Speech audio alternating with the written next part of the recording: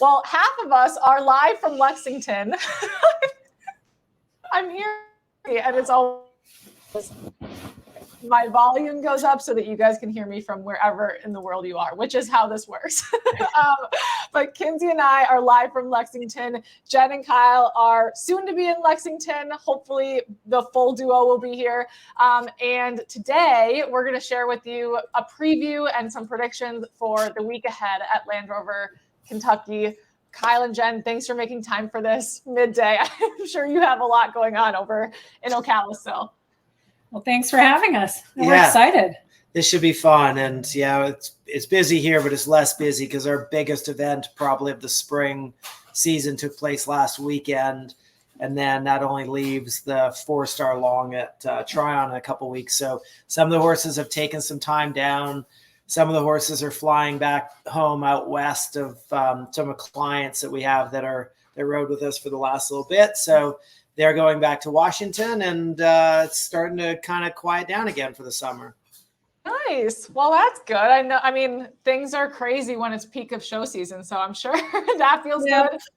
We all look forward to this week, so we're super excited. No matter if we are there or here or whatever, Kentucky is just incredible. So super excited. Yeah, I always feel like this is sort of the anniversary of Ride IQ, even though we started not on this date. But so I kind of think we celebrated that to me is a marker for a year. It's like the New Year's, and this is it. Kentucky. Yay!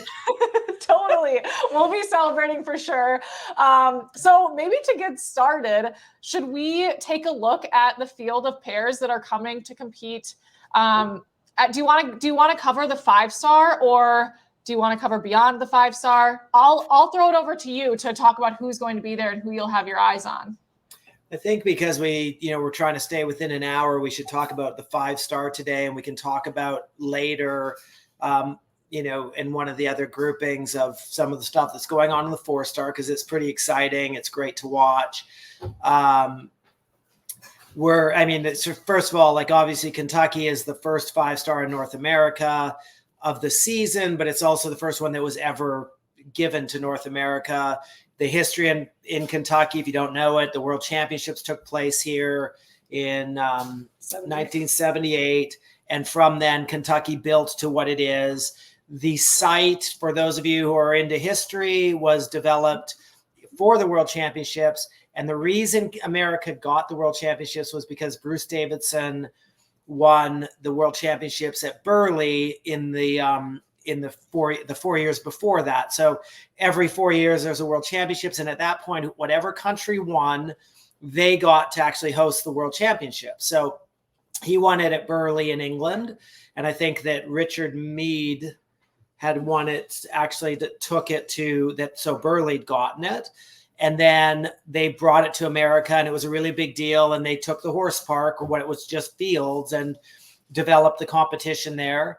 And then from that, the horse park developed, which is why if you're at Kentucky, you're going to see outside the stadium of a bronze of Bruce Davidson Sr. jumping into the water on a horse called Eagle Lion, which was one that he won badminton on years later. And they call the stadium the house that Bruce built. And that's why everything started from that moment and has been developed into what it is now, with a great trade fair, fantastic competition, super footing, like all the stuff that goes on there has only happened from that one moment, that one win. And so it's always worth mentioning how these things come about, but that's why it is sort of the pinnacle of our sport in this country and a lot of the world, honestly. I didn't know that history. That's wild. So I spent a lot of time when I was younger. We would get for Christmas, we would give my dad videos of Kentucky, and it was like Christmas. We'd get the VHS thing, and we'd watch badminton and Kentucky from that year every year. So it was like a family event, and you start to kind of see how things have progressed and everything. And I've got videos from when I rode there in like 92. We never watched them, but it's like, you thought at the time there was a lot of people there, and you're at the head of the lake and you can actually see maybe 6 deep in certain areas, and that's it. And now you go there and it's just like, it's a proper competition. So it's not just like, these things don't just happen. They're developed over a long time. One of the stewards for the sport that actually made this all happen was Janie Atkinson. And she ran Kentucky forever and made it what it is, and from very humble beginnings. And so we're standing on the shoulders of greatness and great people. And this year, it's also worth noting, is the first year since '78 that Jimmy Wofford won't be there. We lost him this spring to cancer. Really emotional. Jimmy was, he was the voice of Kentucky. He won it in his last go around, catch riding a horse. He'd retired the year before, came out of retirement, jumped around in '86 and won it on a horse called the Optimist. And it was a horse that had been giving Karen Lendy at the time a lot of difficulty, and he just got on it. She was having control issues. He ran into French Link, and he just sat up there, and he made like such light work of it. Like, he was such a master of horsemanship, a gentleman, and just in our sport, in any sport, you would put him in it, and he was someone that everybody could look up to. There's going to be a memorial and a memorial there this coming weekend. I'd encourage everybody to come. You're going to hear some great stories. He had great sense of humor, intelligent. Unlike most of the people in this sport, he just carried such clout. So we're going to obviously miss him greatly, but it's it's the history of the sport as we go forward. And a lot of people, I think, end up seeing only the people that are riding as, oh my God, these are the pinnacle. But you got to remember, it was built on other people that had those, even if anything, better riders. So I just wanted to kind of mention that in our lead off here before we start talking about the people that are going to be making history now. So I like that. I think that that's really smart, and definitely something that we should all keep in mind as we watch the event happen, like as the week progresses and we get into the weekend.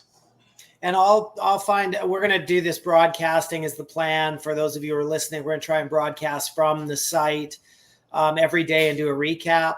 And I'll let you know when the memorial is for Jimmy, because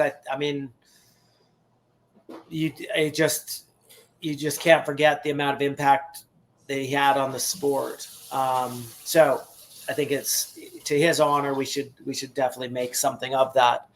Anyways, on to our list. So this year we got 46 entries. I think that's actually diminished a little bit. My list here has 46. I believe a couple have dropped out. So it's not the biggest entry list at the 5-star in the world. And it's kind of funny because this spring I got word that the Brits were going to send over 15 combinations of riders and horses to contend here. And in the end, I think their weather over there put that off. They had a really wet spring and they canceled and lost events. And so they kind of have they still have an impactful number of riders here, but it's not quite what we expected.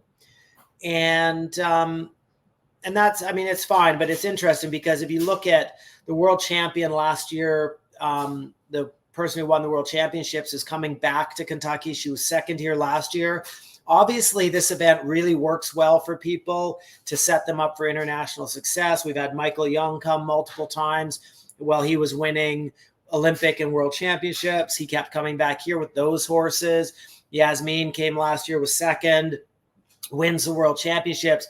You think that maybe, when they said they were sending 15, I was like, well, that was smart because they obviously, this is an event that you can springboard to top international competition, where some events that, like badminton and Burley are in themselves a huge championships. They sometimes don't give the horses the same setup for the other international success. So I think Kentucky is very unique in that. I think the terrain is definitely part of that helps it. I think obviously you've got a very good designer and build team, but when you say the what they've got there for the footing and terrain makes a big difference. I think it sets them up for success no matter where they go. Yeah, and I think that's why it's nice that they've added the 4-star in the last couple of years, because it's going to make these younger horses into more solid competitors.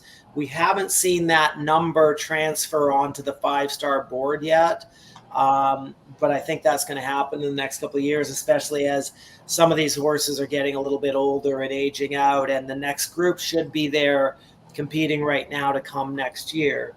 That said, as a side note, for the 4-star, I think there's a lot of horses that people are taking there a year too early. I had one that was qualified that I was considering taking, and I was like, the problem is it's such a big competition. Sometimes you can spoil their desire and spoil their progress by putting them at it too quickly. And I think there's a few in that they're risking that.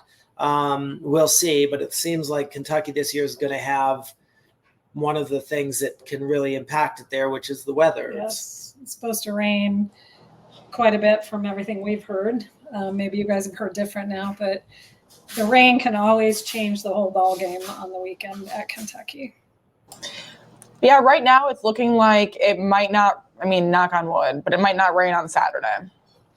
Yeah. Well, sometimes it doesn't need to rain on the day to have the impact, because the footing it's great footing, but it's different than anything we're going to run in down here getting ready for it. And the Brits would be ready for it no matter what. They'll find that mud. They'll be right at home in it. But if it rains hard through the weekend, it doesn't rain on Saturday, you can expect later day in Saturday, the footing can get just a little bit holding, and it actually starts to take a little more out of the horses. So an early ride on Saturday can be beneficial compared to a late ride, depending how much the wind changes. Like, there's so many elements to it. Yeah. And with that, so I've done a prediction for the Chronicle every year for the past few years that I took over doing for Jimmy Wofford. And you predict it like weeks out. And now as we get closer, if that rain really hits through the week, it probably changes slightly my prediction. Or it should. I've got a certain alternative list that I would put forward with the rain and stuff. So let's run through these people and just see what it looks like. Kyle, can I ask a question from chat before you get into it? Colleen was really interested by that story about Bruce, and she's asking whether the horse park is also to Bruce's credit, or if it's the event. Course? No, the horse park. The horse, I think. Yeah, no, absolutely. The horse park is it came here because he leveraged it and won it. And there was another American called Neil Ayers, who was huge in developing this country's sport. And they've him and Neil and Jack Legoff put together these younger riders, started really producing them underneath an English and European, a European model of training and everything, which is Bruce is one of the recipients of that. And when Bruce won the world championships, Neil, they started scouring the country to find the place to run something like this. Kentucky had this vast space, and at the time, if you watch videos from it, it's just a park. There's nothing really else there at that point. And now all the developments come from that. So yeah, the horse park is, if Bruce hadn't won Burley, there would be no Kentucky Horse Park, not to what it is now. It'd be something different. That's pretty, he already has an absolutely incredible legacy from what he's accomplished, but that's amazing. And the other thing I wanted to mention, because we're live beyond just our private group right now, I think people probably know, but you both have, of course, ridden at Kentucky, which is quite a unique perspective to be giving these predictions and talking about what the weekend is like. So I just wanted to throw that out there too, since it's not just our intimate group like it sometimes is. Yeah, we're really lucky because Jen rode there in 01 and 02. No, is that right? 02 and 03. 02 and 03.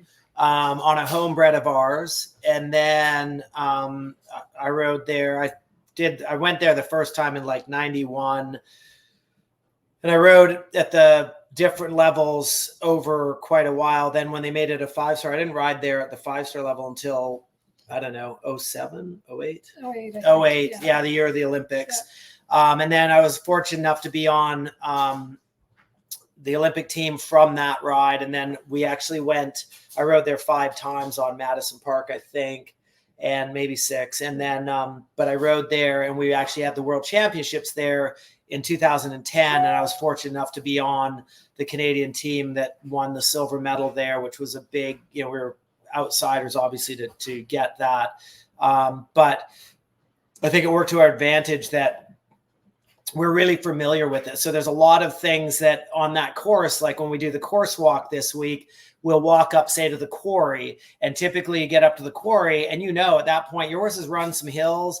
They're long grades, which you don't notice maybe when you're thinking about it, but you notice it when you're running at speed. And you'll get up to that quarry, and there's an area there we just have to kind of back off and let them find their breath. And well, you only know that because you've run it. If you're riding without having competed there and been there a bunch of times, you end up getting there and you might feel that and start pushing on them, and they need to have a break there. So there's little things like that actually are really impactful. And it's helped. Like we've gone and coached there. I don't know. We've had like 5 or 6 students that we've worked with, and I'd say probably 4 of them were under 24. They've jumped around clear, couple in time there. Like we've done a lot of producing people and horses to that site. And it's always special. You drive down that driveway and you're just like, I don't know, it just feels like we always say it's a bit of a joke amongst us riders. It's like, it's the only weekend of the year that anybody gives a damn about what we do. It's awesome. So, and here we are, doing this part for it. So one of Bruce's contributions to all of these things is his son, Buck Davidson, is riding here on 3 horses. Buck obviously has competed here. I don't know how many times, and has become obviously a legend in his own riding. And so he's got 3 here this year. His first horse on the course will be Arrow Gobi. This horse is really talented, but it is yet to really show how talented it is at the competition. It's funny because when we saw it when he was younger, I was like, oh my God, that's going to be the one. And he's a good horse, but he just hasn't put all 3 phases together in these environments. And I actually, for a moment there, this horse got pulled from the list and then it was put back on. And I kind of wonder whether on the day, if Buck isn't using it to earmark a spot so he doesn't have to be first out on course on the other 2. I could be wrong. And Buck's a friend of mine, but I do my best not to ask them these questions. So, hopefully we'll get to see it run, but I would say it's the greenest of the 3 he's riding there. Yeah. I know he had it at Maryland the first year, but he didn't get to run it because he took a hard fall off Carlevo that year. So I don't think it has quite the mileage of the other 2, by nothing compared to Carlevo, but I think it has a little less mileage than the Sorokama.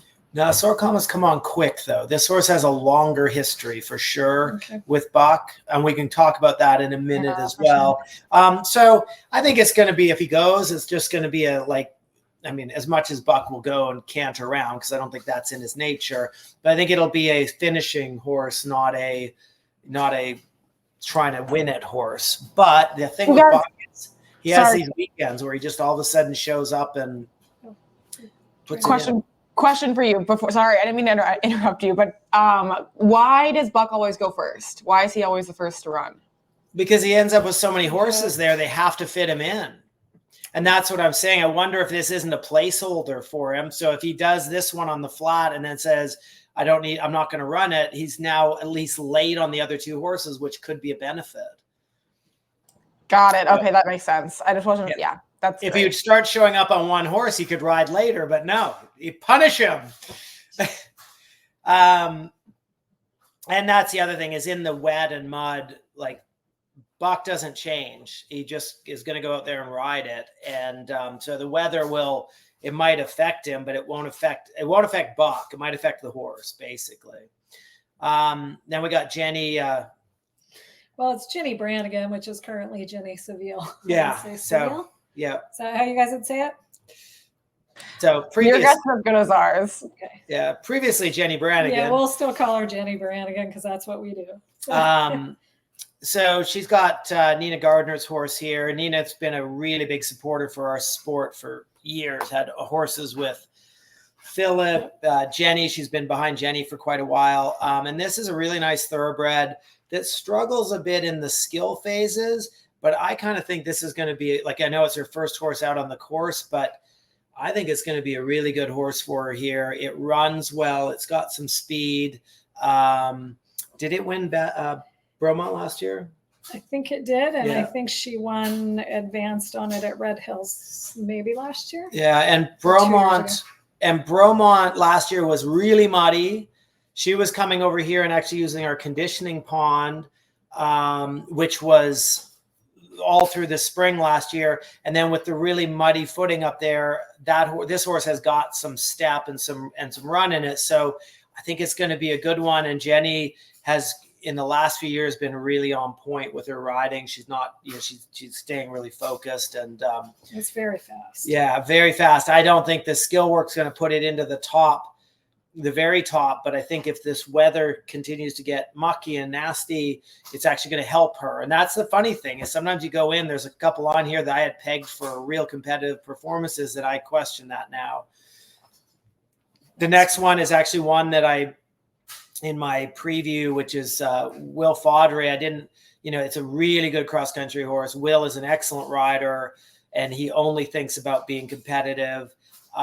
This one as well, the skill work could be a little bit better, but it's a nice horse. Oh, I love watching this one gallop cross country. He's just beautiful to watch. Yeah. But yeah, his dressage is questionable. I mean, Will's gotten some marks out of it, but I don't think it's consistent enough. Low 30s.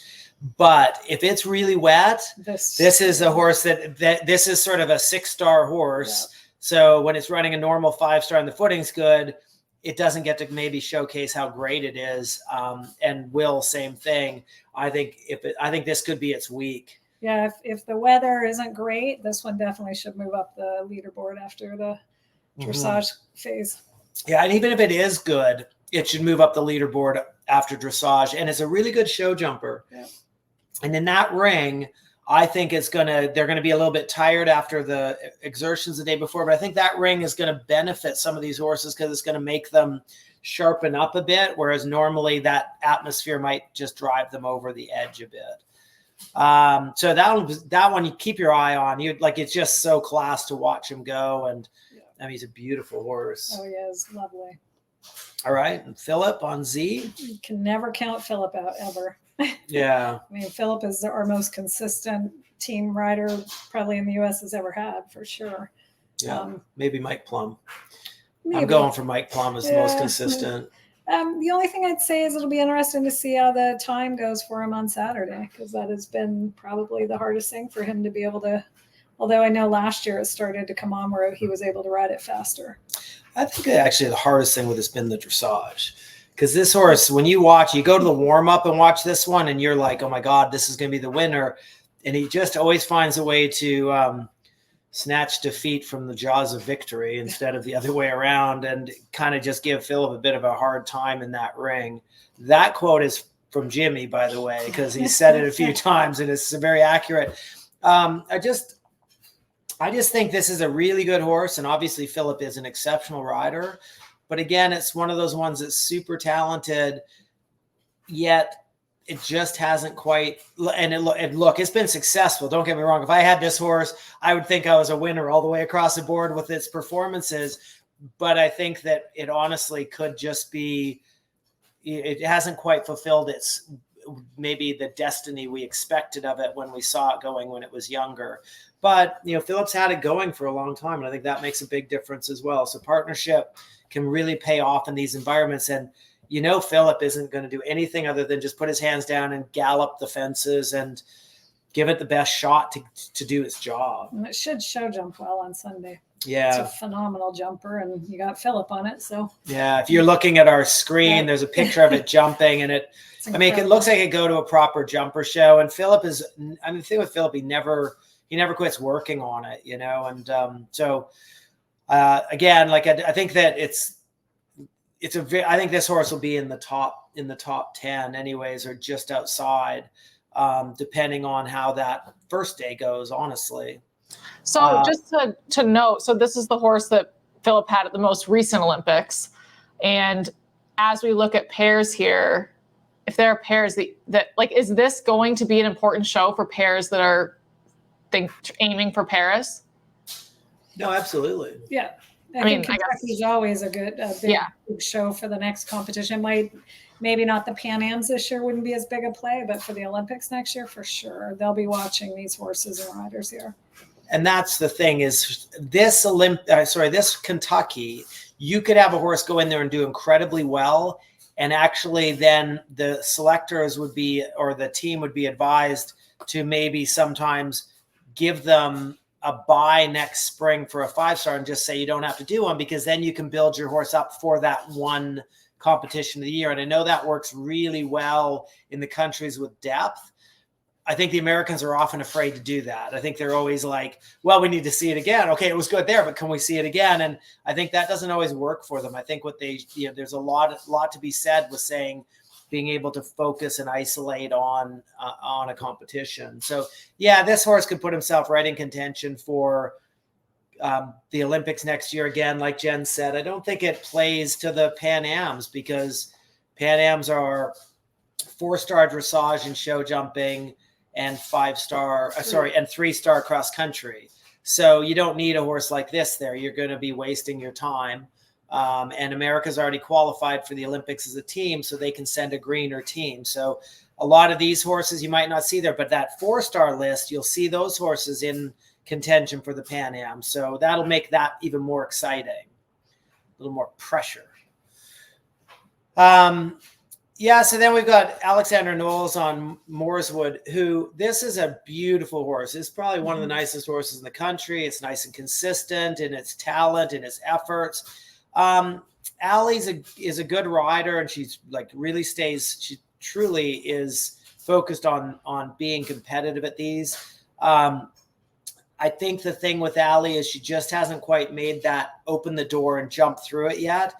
I kind of think this might be the year that happens. And she's had some good performances, but like Jenny Brannigan went through it for a while, where she kind of had some great performances and then some mediocre things and silly things going on. And then she sort of figured it out, and now she's been really solid. And I think the same thing for Allie. She's closing to that moment, and this is a horse to do it on. I mean, God, it's nice. And she'll be looking for redemption from last year. She was having a great go on this one towards the end of the very last combination, and just got tipped up off of him. Yeah. So I think, it looked like it was going to finish. Everybody thought it was almost home. And then, that's the thing about a 5-star, can happen anywhere, but I think she'll be looking for that redemption from last year. Yeah.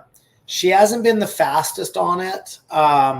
Because I had to read, like when we did the preview for the Chronicle, I had to go through everybody's records and stuff. So a lot of the stuff we say is it's really based on past information. It's not, but anybody in sport, like any sport, it doesn't matter what you did in the past, is what you do on the day. And so maybe this is the moment that she's going to need.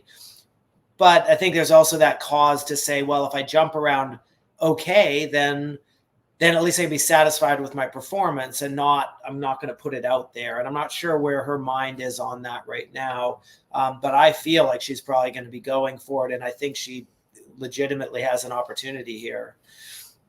The Aaron Canera on Campground.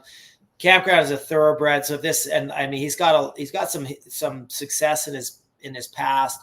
I think if the weather goes a bit crap, Erin doesn't ever look back. So I think she's going to could have quite a good day and move into a very good placing on the after cross country. The dressage is okay. It's not for this level. It's not really competitive. But so she could make a big step up after cross country. The show jumping is so. Yeah, I think she won Jockey Club a few years ago on him, but I think it can be hit or miss a little bit on the show jumping, but I mean, it should, again, it's a good thoroughbred. And if she's got him nice and fit, he should definitely run around well on Saturday. Yeah. And like, if you think about the history on it, it won Jockey Club, which is a very hilly course, much different footing, but it won it. That was like 5 years ago. 2019, I believe, was the. Okay. So it's it been a while. Yeah. So you think about it, she's got all the history with it to know. And God, there's nothing like going out on a course and knowing what your horse is up to. That's sad. So there's nothing like going out on a course and knowing what your horse is up to and knowing it's not going to go well. But just an interesting note on this one is that his owner, who's an amateur, also competes him at training level. And so they did for a long time. I'm assuming it's still the same, but it's kind of cool when you have a horse that can do both of that. Like he can go jump around training with his owner and then he can go do a 5-star with Aaron. I think it's pretty cool. Yeah. So that's actually really worth noting because it's amazing. It's very unique, yeah, both on the end of Aaron and the owner, because Aaron's going to have to give up control and say, you know what, it's okay if he does that. And the owner's going to have to be okay doing it at the other end. And the horse has to be willing to flip between the two of them. So that's pretty awesome, actually. Yeah. Okay. On Contessa. Yeah. I don't know her as well. I read something. He said she's a very hot, fiery horse. Yeah. So the record on this one, looking at it, I think that Boyd is still seasoning it. Basically, I think again, it should have the weekend should go well enough. It just isn't going to go well enough for a rider of Boyd's standard to be, probably what he's going to want to finish the weekend on score wise. That doesn't mean it's a failure or anything like that. It's just that, not quite there yet. Yeah, it's not good. And it's not quite good enough yet for what's going to happen in the future. And it's his first 5-star. And sometimes that can make a difference with that footing and everything as well, because they're going to get the first time in their life, they're going to run 11 minutes or 12 minutes, depending how long they make the course. And with that, you're in an unknown territory. So Boyd's not likely to try to, hang about on it, but I suspect it's not going to quite feature. Now we got Liz on De Niro. Yeah, there's not much to say. He's super competitive when she gets the chance to run him. Yeah. So he's got enough mileage to go and be a competitor through the weekend. He's had some soundness issues, but he's been good since late last fall. He seems to have sort of stabilized and everything. And Liz is a really good competitor. But more importantly now, I think Liz is riding. You watch her ride right now. She is so in her bubble when she's going. She rides fast. She always has, but she rides fast really well. She doesn't make a lot of mistakes. And I think for a while there, she'd go fast, and sometimes it was maybe faster than she could, let's say, ride effectively. And now she rides faster and is more even effective than that. So that should be an interesting horse to watch. I like him, and I think Liz is a really good rider.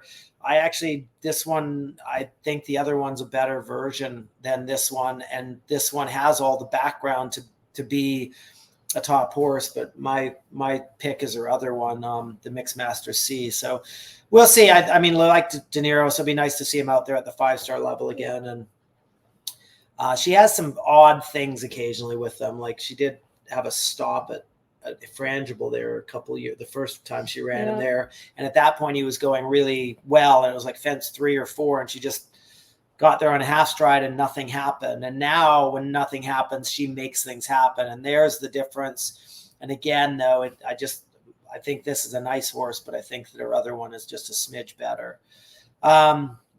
Lena Dubowski. She was on the Worlds last year, so I think she's coming in with a bit of a mileage now. And I don't know how old she is, 24, I think. Is that right? Young. She's pretty young. So you always kind of look at those and go, they're gonna give it a shot. And obviously they wouldn't put him on a plane if they really didn't believe that she has a pretty good chance over here. And it just came off a win in Poland, right, at the 4 short. Yep. So. And the thing with her is she's been to the Worlds. She also rode at the Olympics in Tokyo on him, and she's produced him since he was at least 6. Because when I was doing the preview, I was watching videos of him when he was younger. And this is his first 5-star. So that country has allowed her to ride on teams at the international competitions and never asked her to do a 5-star to do it. That says something about the confidence they have in the rider's ability to not, like I was saying about the Americans, sometimes do the opposite. They almost need to see it all the time to believe it. That country was able to actually say, you know what, we're going to let her go to these team competitions and give her a shot because she looks like she's got it together, and she certainly did. She did well at those. So she's a German rider. Yeah. And this is her very first 5-star then, right? Yep. Her father is ridden on numerous German teams. Yeah. So wow. It's Dabowski. So yeah, it's runs in the family. Yeah.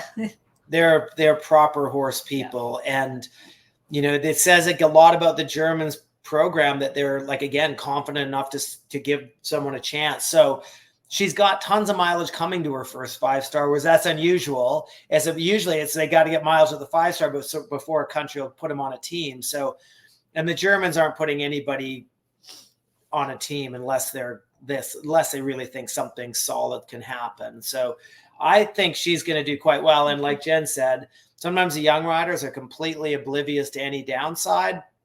And so they'll just run with it. And I think that's going to be the case here. That, you know, they tend to forget failure a lot quicker when they're young. So that'll be an interesting one to watch. And I think it'll go quite well. Woods is the next one on the list. Yeah. And I mean, it all could be right there. It's a talented horse. He's a good rider, but still struggling with control issues at the bigger things. So I think Woods, I've watched him for years. He's a fantastic rider, like absolutely has all the possibilities of being like one of the top American riders. And then in the future, probably one of the top riders. But he does struggle with control on this horse in a way that typically makes riders ride worse, not better. So good horses make good riders.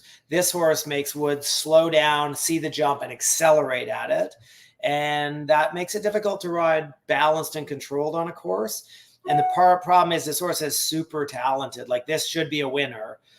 But I feel like, and I said it last year at going to Maryland, because I had to do the preview for that, I felt like it was probably a year too early. I think my opinion on that hasn't really changed. Watching him go this spring, I think they're too focused on competing and maybe not getting this horse more rideable. And it wins a bunch when it has its good days. But I suspect that midway around, I think the best thing that Woods could do is say, I'm doing this one to really get him ready for the next one. He should be very competitive after dressage. He, I think, led last year, didn't he? Or was top Maryland, 3. he led. Okay. Yeah. And then, but that puts you in a place of, now I got to show everybody I can win it. And I think what Woods needs to do is go, that's okay. I'm really good on the flat with him. I'm going to take my time on cross country and make him understand the way he needs to go, and then use that to springboard him to a win in the fall. But I think that's hard to do when you're sitting there in a good placing after dressage, to just be, it takes a real level of maturity to just say, I'm going to back off here. And I think it's hard. I mean, I think it's a tough spot. There's a few in here that are a little bit similar, where you'd like to see them have a little bit more before they start. And so it's no knock on Woods. He is a fantastic rider, and it's just sometimes hard when you're in here to realize maybe the changes that need to happen. And this is a hard level to train at. It's much easier to have them train before they get here. Sandra Alfarth, I think is how you say that. Former world champion back in France in 2014? Yeah. She's amazing. She's an amazing rider. I thought she did the Olympics on this one, but was I wrong? I can't remember. Yeah, I can't. She's had good luck, good success with this horse. I think she had something funny last year with it somewhere, but I wouldn't count her out either. I think she knows how to get the job done when it matters, and it's a good horse, and she's a fast rider. So, yeah, and she's got so much mileage riding at speed, and she's had this horse for a very long time, and so she's, again, that relationship makes a huge difference. And again, a little bit to the point of, they're not putting anything on a plane to come over here unless if they think it's got a shot. And so I think she's probably a top 5 here. Yep. If I recall, its dressage is good, but not the low 20s that we're going to see at the beginning of the weekend. Maybe that's changing right now. But I think it's probably going to be finishing around there unless something really untowards happens on cross country. So it looks like she rode at the Olympics in 2012, 2016, and 2020. Yeah. And did Germany, it's saying she got a gold and a bronze medal. Yeah, she got the individual bronze at London in 2012, and then Germany won. Yeah. In 2012. She's incredible. She's been on so many German teams. Yeah. Different horses, obviously, but she's amazing. Yeah. Again, a lot of family history in this one of riding and being successful. So this was probably the horse she was on in 2020 then? Yes. Yes. I'm the one looking at the results. I don't know if that's the case, but yeah, no, it is. Believe this horse is by the last year's top event stallion in the world who passed away last year, but Diamant de Simile, who's produced so many top event horses. Yeah. Okay, carry on. Yeah. So then we've got Tammy Smith on My Bomb. I think on a California weekend, Tammy's the winner.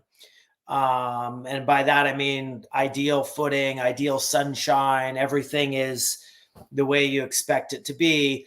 If it's a gut and muddy dig in sort of course, I think that it's going to be a struggle for this horse. He gallops so extravagantly. He's not the fastest on cross country, and he gallops and uses himself in such a way that I think it's going to diminish his ability to stay at speed through the weekend. That traditionally has been a bit the issue. Tammy's a fantastic rider. On the flat on the first day, I think she's going to be in the top 3. She'd want me to say she was going to be first after dressage. And the reality is Tammy is right now doing everything she can to be first after dressage and has a horse and the ability as a rider to accomplish that. Yeah, I think it's going to be really fun to watch her and Will Coleman on Chin Tonic duke it out on that first phase. Yeah. So this is a winner. That said, this is where the weekend the week we're having might play into it. I mean, she could win this, but it's going to be a hard slog on Saturday. And she's done nothing but run in California this spring, which she loves. But I think it's hard to, again, like we train in Florida. And so it's hard to go from here to Kentucky when it's muddy without doing something to get them ready for the mud. For us, it's using the conditioning pond. I don't know that what she has access to out there to kind of get them to pull their feet through the mud. But Tammy wants it as much as anybody. And if, anything goes on, Tammy's already won it in her mind, I think. That's how she thinks. So, and that's not a negative. That's just her. But I think it's going to be a hard weekend for her to do what it looks like it could do. It's probably as talented a horse as any. Certainly in the show jumping, it is unbelievable. She had a couple uncharacteristic rails at the Worlds last year, but that was extremely difficult track in the show jumping. And she is coming in with a lot of confidence, which is really helpful. But that's part of what makes Kentucky great, is the one you think, oh, it wins everything, might not be the winner in the week. I love that it's unpredictable. Yeah. So it's going to really depend on that footing for cross country. And there's a few that are going to go that way. Christy Chabert, which I've seen her ride in some of the bigger events in England, but I don't know this horse that well to really. Yeah. But again, she's coming over from England, probably has a good horse, knows how to run in bad footing. So she would have, I think bad footing in muddy footing, because the footing is good at Kentucky. Yes. But bad footing. She last year badminton, she had a blip on cross country and then a shoe, I think, twisted, and so she had to come walk off the course. But she'd already had a stop, I believe, and then she went on and did. Early. I thought she did Lemulin. But then I think she jumped early. Early so well. She's got enough history, and again, the English don't tend to come over here unless they're trying to take home the win. So I didn't see at the record that it looked like the winner to me, but I'm sure whenever you watch the Brits go in the mud over here, then you get a riding lesson. So I think that's going to be an interesting one to watch. There's another one that on here that is definitely going to be worth watching for that. Lauren Nicholson, the gray horse. It's like if they're having a good weekend, she is incredibly fast with this horse. But she's had kind of a spotty spring on him. Yeah, it's funny. Lauren has developed this horse. Jackie Marr has bred this horse. Like, so this is like a long time partnership, and his name's Patrick at the barn, and she thinks the world of him. She loves him. And she rides him great because Lauren rides incredible. And it's funny because his record, it's not been a great spring, but it's funny because every year she goes to Chattahoochee as one of her build-up events, and her record, when you look at it, the worst performances are usually at Chattahoochee, but she always goes there. And so I wonder if it's not a little bit that, like, it doesn't go there and it makes her then just kind of inspires her to work to get that more done. She had a great go at Maryland last year and got just completely screwed in the show jumping. They blew the whistle when the crowd was clapping for the previous horse. She was sitting there saluting over and over again. The ground jury, I'm sure, was drinking coffee or something, not paying attention. Then she realized the time was going because she looked over at the scoreboard, which was behind her. So she really got knocked out of a really great placing. So there's going to be slightly, I'm sure she's on the redemption tour. I'm just not sure if you can make that happen necessarily. I think that happens when just everything comes together. So I hope it does, because, you know, you got to love supporters like Jackie Mars has been in this sport forever supporting. And Lauren is certainly a worthy rider to watch. And so for you Americans watching, this is sort of the, you know, class American female rider as far as her style and everything. And she just loves her horses, which I love. She sure does. This is the other one that I was thinking and you could really learn from watching in the mud. Tom McEwen. This is my pick for the weekend, by the way. I love this horse. I love the breeding. He won the gold at the Europeans 2 years ago. And Tom, I think, is one of the best riders in the world at the moment. He might not be winning after dressage, but I think he's going to be close, and he probably is going to finish on his dressage score, I would guess. It's an incredible horse. Yeah. So he's been riding it since Badminton, just after Badminton last year, because the previous rider had a fall there and got injured. And he took over the ride. So it's not like a long time partnership, but Tom will show you how to ride in the foul footing, in the mud, in the rain, and all of that. He's the other one I was thinking that you could watch and really learn from.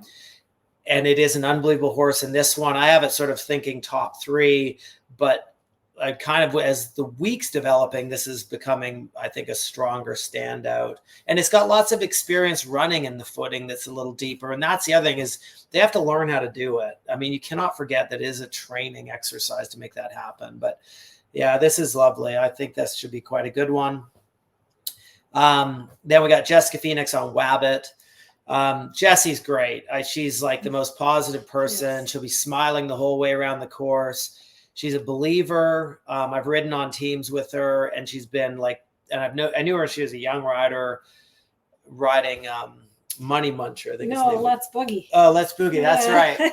And she won everything. Yeah, she won everything. But and you kind of were like, that's just a young rider thing. She'll get it. That'll come back to her, and it doesn't. She just keeps winning. She rides to win. She goes along. I don't think this is a winner. I think his dressage is not good enough. His show jumping previously wasn't good enough. Watched him jump at Terra Nova, and she rode a great round. He jumped unbelievable. He did have 2 down, but like, she came out of the ring. She was like, I think he was just jumping so well that he just overjumped it and got too shallow. I think he's going to jump better maybe this year after cross country. And I think it's going to be a better year than previous years for her on him. She did have a really good round at Maryland last fall on him. I mean, I think she still had rails. I'm not saying that, but the improvements that were made and the way he came back after a huge cross country course. Yeah, it was. So I think he's just maturing a bit too. Yeah, and he's thoroughbred. And so I think Jessie has an opportunity here because she's got enough mileage on him. I'd written this horse off a little bit a couple of years ago, thinking that it was just kind of another horse to fill the barn. And I think actually I'd be wrong. And it's wrong because what's happened is Jesse kept training on him and making the changes that needed to be made. So I mean, I hope she has a great weekend. I really am pulling for her. Zara Tyndall, this horse is kind of disappointed a little bit. Zara's an unbelievable rider. Like, I don't think there's very many people when they're going and things are going wrong that just keep grinding away at it. She's like the epitome of tough. This is why they have this, men and women in the same sport. She's tougher than any of the men. Like, I don't see any sexism in this, because there's tough, women that fight through it, like Karen O'Connor used to be. Zara's that. Even if it's going wrong, she's putting things together to make things happen. That said, with that, most horses step up because of it.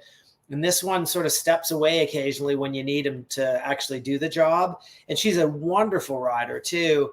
So it's going to be a little bit of a juggle whether he has the weekend or he doesn't have the weekend. The good thing is sometimes with those little failures you have in their buildup over the last couple of years make you a little more aware that you can't just rely on them to just do the job. You have to actually participate more. So I think she's going to do that. Obviously, she's really well bred herself to do this. Mark Phillips is her father, who won badminton a bunch of times and is a designer, and her mother is Princess Anne, and she won the Europeans in eventing. So and it's full on horse family. And then to the next full on horse family. Exactly. So Buck again. We got Buck, and this one is the one I think that this weekend is going to actually really help with the weather and everything. Buck thinks the world of this horse. It does have a great gallop. Unbelievable gallop. It's green to the level. It's done this level, but it's green to the level because Buck got it and just zipped it right up. And so because of that, we've seen a lot of issues in maybe the show jumping, which have gotten better, but the skill work has gotten better and better. The dressage will be okay. On cross country, this is a wonderful horse to watch. Buck, full thoroughbred, just lovely. And Buck is big on this. He said it to me for years about him. He's like, I can't, the big days are when you want to be riding this horse. Well, it's a big day. And I think we're going to see this one move itself way up the leaderboard with Buck. And this will be the one that really could have the best weekend for Buck is if the weather is inclement. On a side note, the former rider on that horse did approach Kyle several years ago about taking the horse on, and we passed on it. And now I watch it and go, well, that might have been a mistake, but it's nice to see it go on and do something. So. Yeah, we're real smart here. Jenny Brannigan against Seville. Sorry, Jenny. On Stella is got lots of mileage with Jenny, and I think that she should, again, that mileage will make a big difference because you're coming to a fence, you're like, oh, these horses, they read it like this, and the horse knows from the rider what they're inputting to them, and all the training we do building up is for that moment. It's not just, oh, I'm going to have a good weekend. It's all those little things that make that relationship work, and Jenny and this horse have that. It actually has it's quite a fast horse on the board at a lot of shows. I think it's going to struggle a little bit with the speed here. And we'll see, but I just think from looking at his record, there's the days that it does struggle.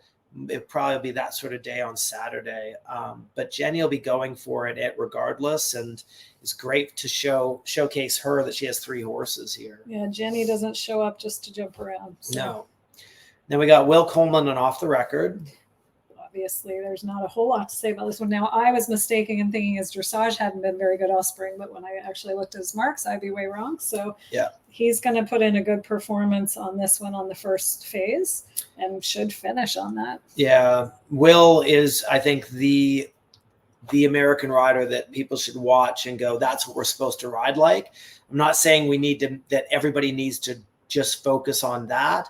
But he is, when they talk about American style and how effective it is, I don't always think it is effective, but in this case, it's effective. This is what we should emulate. Yeah, Will is so good. Yeah, so good. And this horse has the mileage, and the record. Yeah. This could be their weekend. Yeah, and if the weather doing what it's doing, this isn't the horse I picked, but it could.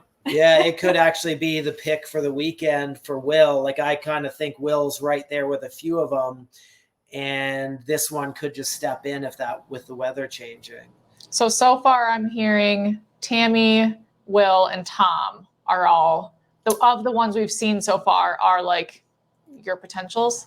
I think Tammy could have been. I actually think got it with the weather. Yeah, I'm right now, Tom McEwen, and then Will, again, depending what that footing's doing. But Will, I think, is right there. He's riding great. These horses are going well, and he's very in the moment. So it should happen for him. Emily on Corvette, Emily Hamill. Corvette's incredible to watch. He jumps about 2 feet over every jump. He's a beautiful gray horse. He keeps his neck a little bit high as he jumps, and there he is, legs, knees sort of up, legs dangling, and he goes way up over the jump. Tons of mileage, great relationship and partnership. I don't think they're going to be competitive, but they will show jump great. And I think that I just think the time on cross country will be a little tough, and the dressage isn't quite there. Yeah. But God, you'd want to go and run around on a friend that you have had in your life, like she's had this horse in her life, and they just make you watch them, and they just jump around, So bless you. So they might not be the most competitive, but they're within themselves to be very successful here. Unbelievably fun to watch those two. You can't not smile watching them jump. It's crazy. Wow. And Emily's a really nice person, and the horse looks like it jumps for fun, so it's great to watch. So, okay. Maxime Levo is a top French rider, top rider in the world. I don't know this horse well at all, so I think it's his first 5-star. Okay. And it's been very successful. Again, the French aren't coming over to, they're not put him on a plane unless they think they've got a shot. It looked to me like it'd probably be a top 6 contender. I don't think it's the winner, and I think it was the dressage that was a little bit off. But a lot of times these guys come over and they're almost gifted some marks just for arriving. I hate to say it, but the judges are very impressed with foreign riders at this particular site. So, and they do come in and do good tests. It's not just that. So it's this one as well, though. Again, you want to see a French style. This is one example of it. Just pick one of your riders: Tom McEwen, Will Coleman, Liz Halliday, Maxime, and just go, that's how I want to ride, and just ride that. Okay. Sorry, just so maybe move on to Yasmin, who obviously is the current world champion. She was second here last year. She's great. She and this horse have such a good partnership, and it is such a cool horse. So I would say I don't know that she's going to be the winner this year, but I mean, who knows? I don't know why I think that. I mean, it's an incredible horse, and she was so good at the Worlds last year. She had a beautiful show jump round, and I don't think you can really count her out in any of the phases. So. No, and when you watch it go on the flat, like warming up, you want to see elasticity. This is what elastic looks like. And it is funny. Like, I think she's set up for a win here.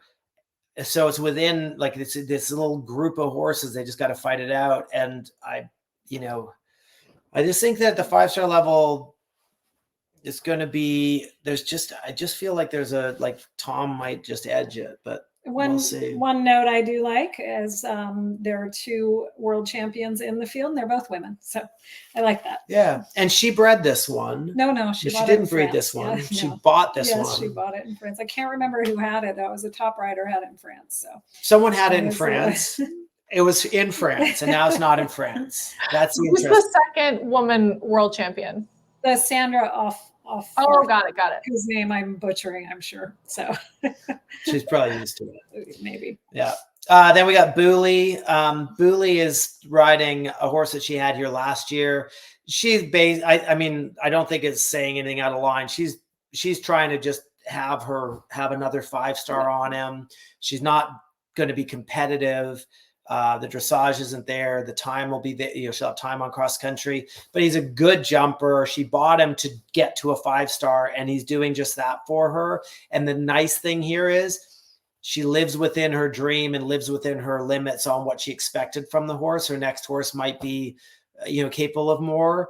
But she's going to do, I think she's going to do well, and he has nothing but desire. And so it's, it's fun to watch them go. And sometimes that's what it's about, is you're going to just have your weekend, not to have the weekend that puts you on the winning podium. So that should be good.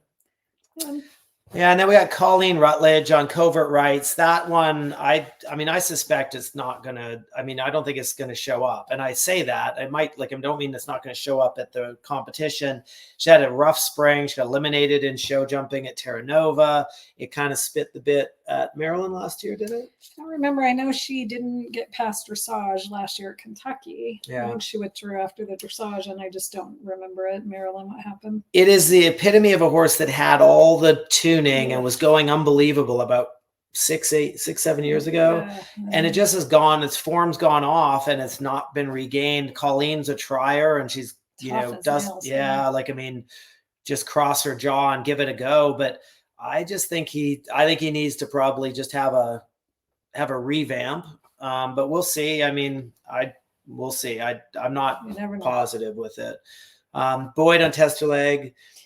The dressage should be there. The cross country should be there. The show jumping's a question. Yeah, it used to be very good in the show jumping. It seems to have gone to a 2-rail round recently.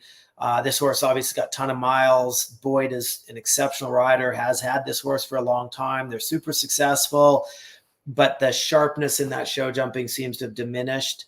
Oddly enough, there's a few observations from the outside that are interesting, but it's just it just isn't performing there on the last day, and I don't think this is going to be necessarily the place that it improves.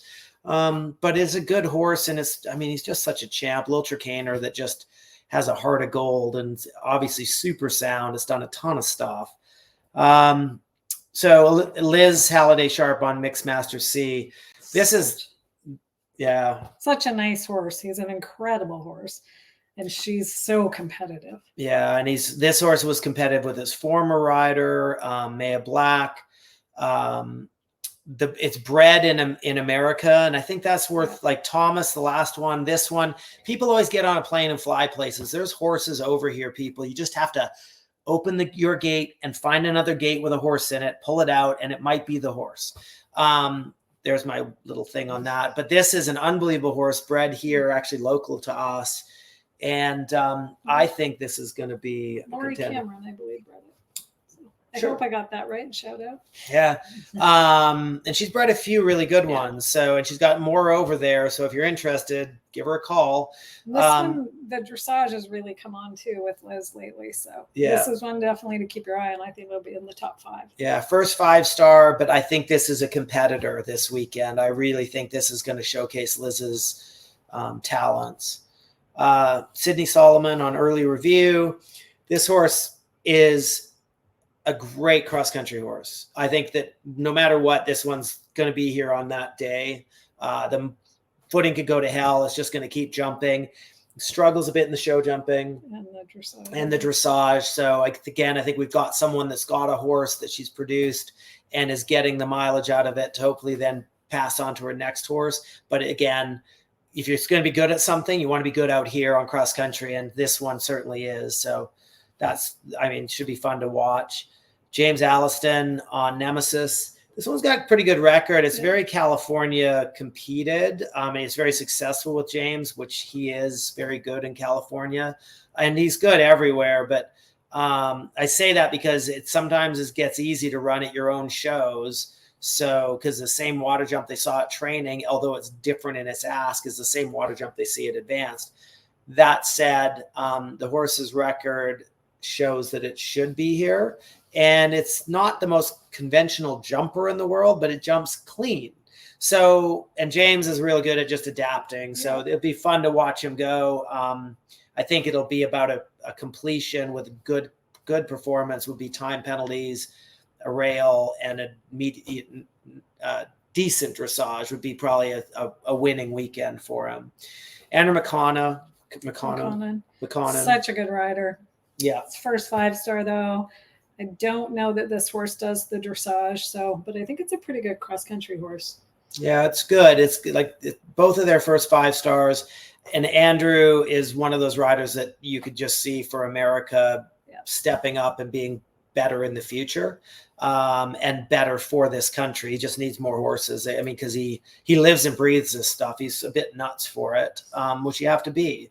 And then he's real class rider. So if anybody's looking to support someone, this is a good one to kind of support. Then we've got Cornelia Dorr, who on Daytona Beach 8, who this horse jumped around last year at Burley. Fantastic. I think she was top 10. Yeah. And this horse jumps for fun. It doesn't do dressage for fun. It doesn't even do it for hatred. It does not do dressage, but it is super cross country horse and very good in show jumping. And Cornelia does a really nice job of actually just letting it go about its business, which is a hard thing to do sometimes. But she believes in it. And even like in show jump, you'll go down to the jump, you'll think, oh, and it just pings up over it. And it is not afraid of the mud. Mm-hmm. So it grew up a bit in Europe. Then they bought it. I think it was doing 4 stars. And now Cornelia's done the 5-star on it. I'm sure she's aiming for a really good weekend. She should be able to finish on her dressage score. Mm-hmm. I think that should be the goal for her this weekend. And I'm sure that's her thought. And the dressage score just isn't going to be, it'd be really difficult to imagine it being good enough, but it's still going to be a competitor at the end of the weekend. Sort of an old fashioned event horse. Yeah. Megan O'Donoghue, Palm Crescent. She was unbelievable clean on this horse. She's had it forever. It's got great record. And then it kind of just fell off a little bit. I think she almost started to just think that it was the horse that was doing everything. And she got into a couple places where she had some stops. So I think that's actually going to help her this weekend personally, because I think she's going to be a bit more like, oh my God, I'm the component that makes this work. Great rider. Again, another one for America that I'd love to see a bunch of owners behind, because these people will make you guys success in the future. This one should do well, but it's not the winner. But it could be an easily top 12. Yeah, and she's really worked on getting his dressage marks down, and she's done a good job with that too. Yeah, and it's a good jumper on the last day. And it's full thoroughbred, so should be able to run around Saturday. Yeah. Then we got Zach Brandt. So he'll go late in the day. Poor Zach will be vomiting all day then thinking about it. Poor guy. Better him than me. So Zach, this horse struggles a bit on the dressage. It's capable. It's really well bred for to event. It's got cruising, I think is its dam sire. But it's right there. Brilliantly bred, super jumper, very aggressive, very brave. The rideability just isn't quite as you'd like to see it going to a 5-star. Zach's a good rider, but when the rideability goes, the two of them, Zach's not inclined to just kind of throw it away and be like, let's deal with this, which I'm not sure is the right decision anyways. And then they tend to get into a little bit of a conversation, and the horse basically doesn't get the effort done necessarily. So it's going to be a big weekend for Zach, and he certainly works hard enough at it. He's a good enough rider. It's just whether all those components are there, because the reality is at this, you don't want to be getting into that many mistakes. You want to be having the one moment on cross country, and everything else you want to be like, I have an answer for it, for everything. And I'm not sure we're there yet, but whatever he goes into show jumping with, he should come out of with nothing. He is a great show jumper. Zach is super good in the ring there. He's ridden some horses that I would have thought would be 5 railers, or it had been, and had them down at like 1. So Zach is very capable of success in there. It's just going to be how cross country goes and how Zach approaches it, because I think he needs to go about it with a schooling mentality, not a winning mentality. But either way, that'll kind of push him down. David Dole from England, been on a steady rise. Yeah, we watched him jump around Burley, I think, last fall. He's very fast on cross country. I think the dressage maybe is going to be holding him back a little bit from a true top placing, but yeah, he's a good rider. Yeah, really good on cross country. Horse is good. And it's one of those very fun to watch. He's kind of come on from our perspective, very short, quickly. Yeah. We saw him show up at Bicton, I think. Yeah. And then it just sort of jumped, and he's, there he is in his traditional red. And you're going to, I think this is going to jump around cross country. And I think if the footing's really bad, you're going to see it jump around quite well. Not bad footing. But it did get It did get tired at, I think it was Bicton, or what, it got tired somewhere and kind of And then it didn't show. floundered. Yeah, and then it didn't show jump well somewhere too. Yeah, so it should be a good weekend. The other thing you got to understand is the English horses are used to jumping in mud on show jumping, and they jump on our beautiful footing at Kentucky, so they always jump with, like, they've got another 6 inches in them, which makes it easier to be competitive there. So that will benefit him for sure. We got Holly Awad, who is riding Jolly Bow. Holly's a Canadian rider. I've ridden on teams with her. She's super positive. Right now she as well. She thinks she's winning this weekend, guaranteed. I'm not thinking it's going to. I think its dressage has moments, but it has too many moments that aren't good enough. So I'm thinking mid-30s on the flat. It's a very good cross-country horse. It is 19 years old and it's not ever made time at this level.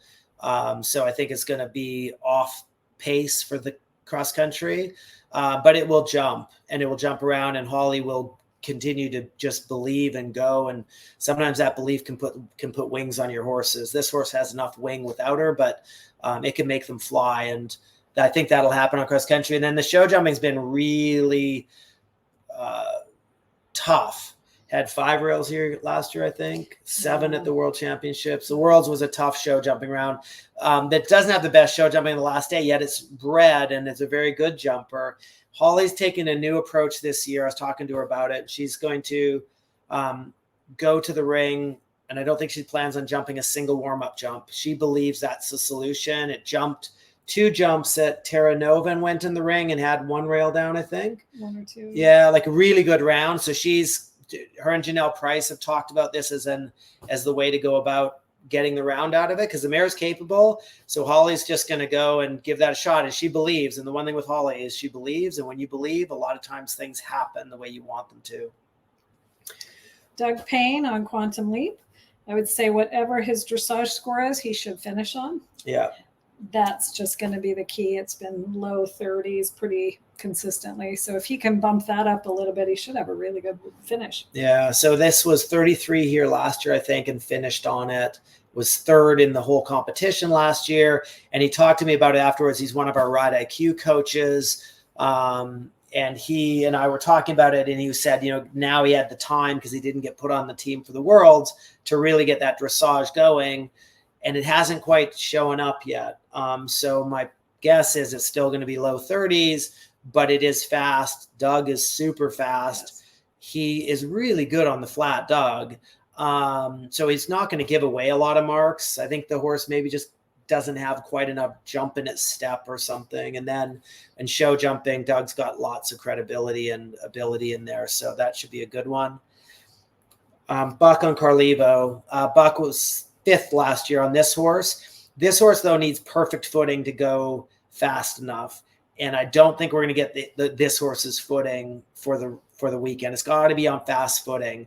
So although it's a really talented horse, super in dressage, really good show jumper, it has to stay on gear, in gear, all the way around cross country to make time. And I'm not thinking that's going to be this weekend. But again, Buck is one of those people. He'll have got mileage on the other horses he's run here to put into play for this one. And if the footing's really bad, I wouldn't be shocked if Buck kind of says, you know what, I'm going to save it for another day, because the horse really doesn't have a lot to show us anymore. It doesn't, it can go and be held out for better events that suit it more. We got Jenny again on FE Lifestyle. It's quite a talented horse. Yeah. It can be a little difficult on the flat, although it is a really good mover. Yeah, it is a really good mover. It is a nice horse. I think it jumps around pretty well, but show jumping? Yeah, show jumping's okay. It's got a decent record. It's not a decent record, but not a winning record. So it's going to have to really chill out and put its mind to work on the flat. And up until now, it's kind of been contrary to all of Jenny's decisions. It's not terrible, but it's just not as good as its movement says it should be. So Jenny's got a lot of work to get that done. She's in that last section at the end of the Friday for dressage, which can be helpful or it can be horrendous because they've already seen all the good horses at that point. And if you do a really good test, they often will reward you more because the judges actually remember how to use a 9 and a 4, so they can actually use all their marks. The problem is if you show up and it's not quite going well enough, they're quite happy to punish you for it. So it'll be interesting to see. This one I think is going to go well, but it's not a winner to me. Which brings us to our last one, which is Will Coleman. And this is my picker. This was my pick for winning the whole thing.